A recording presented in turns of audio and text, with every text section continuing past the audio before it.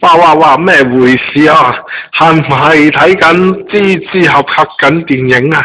唔係啊，原來咧呢度咧係每年咧都必須進行嘅一個洗槍嘅咁樣嘅活動啊，好犀利啊！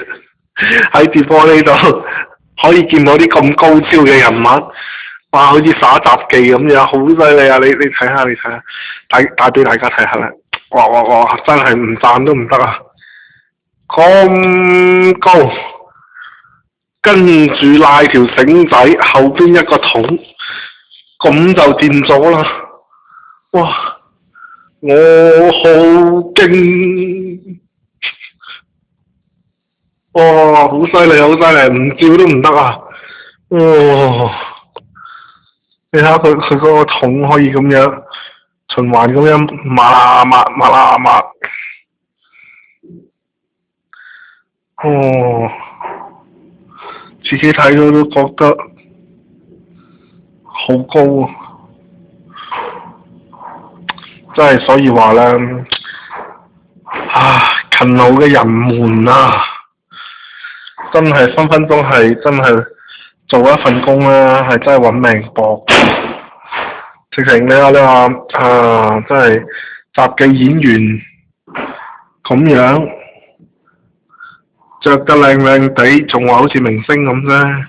佢哋呢啲仲要日日做添，真係哇！真係好敬仰呢種人啊！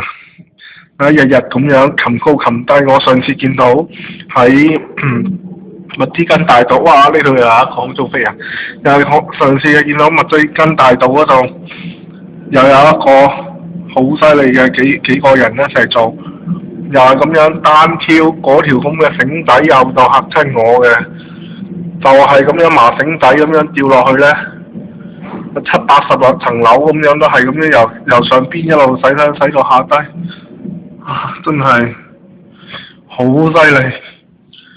真係有陣時真係覺得好偉大啊！係墨西哥人嚟啊，好偉大啊！真係。所以咧，你話咧係咪讀書好咧？讀書嘅話，你就安安全全咁樣坐正辦公室咁嚟做嘢。如果唔係嘅話，日日做空中飛人，真係你話啦，你揀邊樣啦？哎呀，真係